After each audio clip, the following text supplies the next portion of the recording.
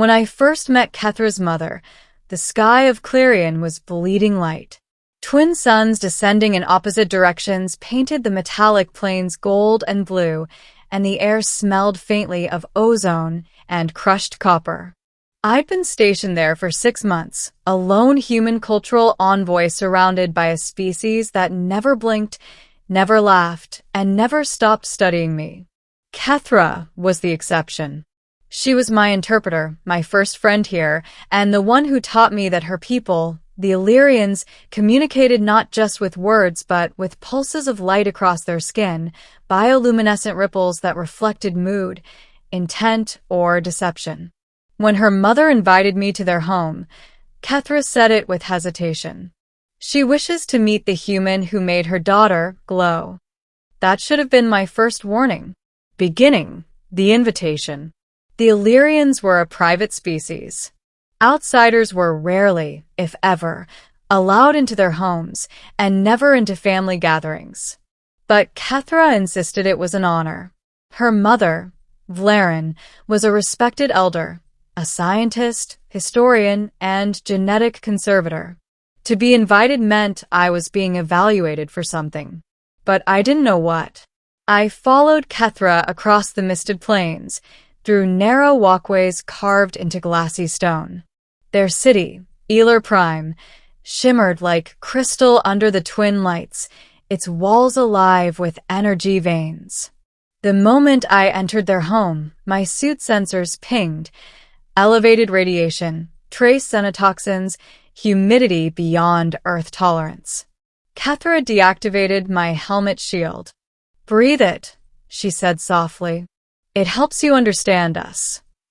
The air burned, metallic and sweet. But after a few seconds, my lungs adjusted. Color sharpened. I could suddenly feel the rhythm of the walls, faint vibrations syncing with my pulse. Her mother appeared from the inner chamber. She was taller than Kethra, her body sheathed in translucent scales that refracted light in slow waves. Her eyes, vertical silver irises, studied me as if I were a rare organism on display. "So this is the human," she said in Illyrian. Her voice echoed both in sound and in the faint shimmering of her throat lights. Kethra translated gently, but I sensed the weight behind her words. "I am honored to be here," I replied. "Thank you for the invitation." Her mother smiled faintly, or the Illyrian version of it. "We shall see if that honor remains after the night is done." Middle, the dinner. The meal was nothing like I expected. No tables, no utensils. Only shallow basins of glowing fluid placed across a silver floor. The Illyrians absorbed nutrients through direct contact, pressing their palms into the liquid as it shimmered up their veins. Kethra gestured for me to do the same, though she knew I couldn't metabolize it. Still, I knelt and touched the basin. It was warm, almost sentient, responding to my skin. For a second, it pulsed in rhythm with my heartbeat. The room dimmed. Her mother's lights shifted to a deep violet, the Illyrian color for assessment. "You're different," she said. "Most humans who come here hide behind machines and sterile walls. Yet my daughter says you walk the plains, listen to the wind, and stare at the stars as if they are speaking to you." I nodded. "I'm here to learn, not to command." Her gaze flickered toward Kethra. "And yet she glows differently now. You have altered her patterns." Kethra's cheeks flushed with faint teal, embarrassment. "Mother." "She feels," Vlarin interrupted. "That is rare for our kind." The silence that followed was heavy. Even the walls seemed to listen. Then her mother placed a small object between us, a crystalline sphere, glowing faintly with internal threads of light. "This is the memory core," she explained. "It records emotional signatures. Touch it, human." I hesitated. "Is this part of your test?" Vlarin's lights rippled faintly. "Humor, I think. Everything tonight is part of the test." When I touched it, the sphere came alive. Images flooded my mind, not visual, but emotional.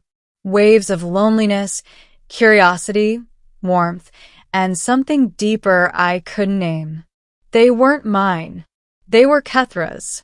Then, intertwined among them, faint traces of my own emotions from every moment we'd shared on the plains, every laugh, every awkward silence. She'd been recording our connection through her light all along. Her mother leaned closer. You've made her feel what we thought impossible, attachment. If this bond grows, it will bridge two species. But it may also break one of them. My throat tightened. Is this the kindness or the test? She didn't answer. Instead, she rose and gestured toward the inner chamber. Follow me. Middle continued. The chamber of echoes. The room beyond was circular, filled with suspended droplets of liquid light. They floated weightless, pulsing in slow rhythm. This is where we store what we cannot bear to forget, said Vlarin, and what we must never reveal. She approached a central pillar and placed her hand upon it. The droplets trembled and formed an image, a projection of Earth's early contact with the Illyrians. Ships hovering, soldiers standing, handshakes forced and fragile. But then the images darkened, war, extraction, betrayal. You humans took from us once, she said softly. Our trust, our DNA, our art. You turned curiosity into conquest. I swallowed hard. That was before my time, before my generation. And yet history echoes through the blood of both species. She walked around me, her light trailing like liquid silver. Kethra believes your friendship proves evolution. I must know if that belief is justified. Her hands rested briefly on my temples, cold, electric. The room pulsed. I felt her probing through my memories, laughter with Kethra, the scent of alien rain, the pain of leaving Earth behind. Then she withdrew. You are not like the others, she said quietly, but your heart still beats with the fear of the unknown. I met her gaze. So does yours. Her lights froze for a second, shock. Then she laughed, a deep resonance that shook the chamber. Perhaps you are right, human. Perhaps we fear the same thing, the cost of caring. Ending the dawn. When I left their home, the twin suns were rising again. The air glittered with dust and dew. Kethra walked beside me in silence, her lights soft and warm. What did she say to you? She asked finally. That she wanted to understand me. Kethra smiled faintly. Then you passed. I frowned. Past what? The test. We stopped near the edge of the glass plains.